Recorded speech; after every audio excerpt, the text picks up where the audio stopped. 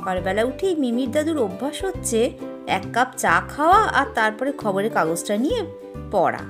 আর মিমির ঠাকুমার তো তর্স হয় না বাজারের জন্য, উনি বারবার এসে দাদুকে বাজারের জন্য তাড়া দেন। ও মা, তোমার আক্কেলখানা কি বলো দেখি?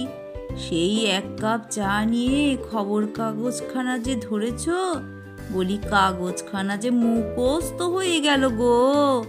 আর ওদিকে বাজারের সব শেষ হয়ে যাবে। এরপরে বাজার গেলে বাজারে কি কিছু পাবে? আরে একটু তো আয়েশ করতে দাও গিন্নি, এই সকালবেলায় খবরের কাগজটুকুই তো পড়ি, তারপরেই দেখো না ছুটতে যাব, ঠিক সময় তোমার বাজারে এনে হাতে দিয়ে দেব। ও দাদু, দাদু বাড়ি আছো নাকি গো?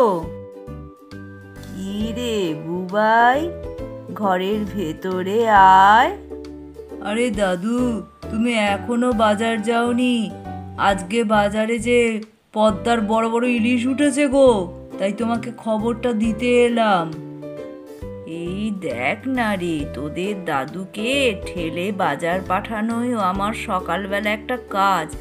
দেখ তো, তুই কি সুন্দর বাজার করে নিয়ে বাড়ি ফিরে যাচ্ছিস, আবার খবরও দিয়ে যাচ্ছিস। ভাগ্যিস খবরটা দিলি বাবা, কতদিন ইলিশ মাছ খাইনি। কি বলছো গো গিন্নি? এই তো সেদিনই কত বড় একটা ইলিশ মাছ নিয়ে এলুম। কত বড় ইলিশ? আরে ও ছিল খোকা ইলিশ। এখন কথা না বাড়িয়ে তাড়াতাড়ি বাজারের ব্যাগটা নিয়ে যাও, পদ্মার ইলিশ এসেছে। পদ্মার ইলিশ একবার খেলে সারা জীবন মনে থাকবে। আমি এখন বাড়ি যাই দাদু, আমার মা ওদিকে অপেক্ষা করছে। তুমি পদ্মার ইলিশটা মিস করো না, তাড়াতাড়ি যাও বাজারে। গিন্নির তো বেশ সুবিধাই হলো, এতদিন একা তাড়া দিত বাজারে, এখন আবার তোকে পেল।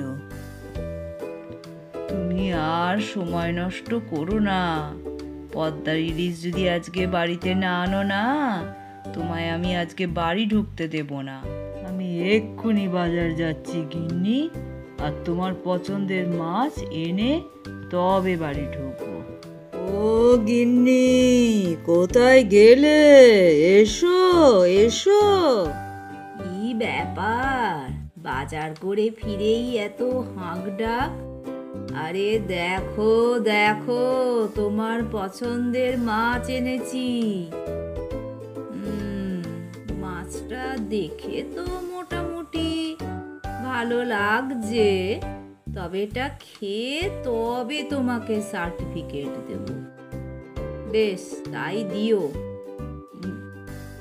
আচ্ছা, মাছের সাথে আর যা যা আনতে বলেছিলুম, ওই কচু শাক, বেগুন, সেসব মনে করে এনেছো?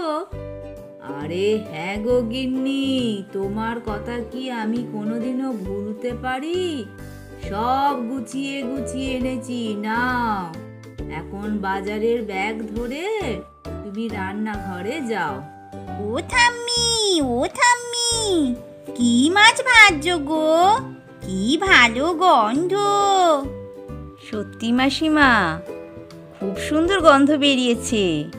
ইলিশ মাছটা বেশ ভালো মনে হচ্ছে। তোমার মেসোমশাইকে কত বকা ঝকা করে বাজারে পাঠিয়ে তবে আজ এই মাছ এনেছেন। মাছগুলো ভাজলাম, তা মনে হচ্ছে মাছটা খুব খারাপ আনেনি। এই নাও 2 পিস মাছ ভাজা, তুমি একটা খাবে আর মিমি সোনাকে কাঁটা ছাড়িয়ে খাইয়ে দিও তো একটা। মাসিমা, আগে আপনি একটা টেস্ট করুন না, আপনি তো এই মাছটা ভীষণ ভালোবাসেন। না রে মা, আমি ওই কচু শাকটা বসিয়েছি, ওই কচু শাকটা এই মাছের মাথা দিয়ে বানাবো, তারপরে আমি মাছ টেস্ট করব। জানিস তো মা, এই ইলিশ মাছের মাথা দিয়ে কচুর শাক আমার দারুণ ফেভারিট। কি গো গিন্নি, মাছটা কেমন ছিল? একদিন একটু ভালো মাছ এনেছো, তাই জানতে চলে এসছো রান্নাঘর পর্যন্ত মাছটা কেমন। জানো, যখন আমি বাংলাদেশে বাপের বাড়িতে থাকতুম, আমার বাবা রোজ এরকম ভালো ভালো মাছ আনতো। কত ভালো ভালো মাছ যে খেয়েছি। আর তুমি হয়েছো এক, বাজার যেতেই চাও না, টেনে টেনে জোর করে করে বাজার পাঠাই।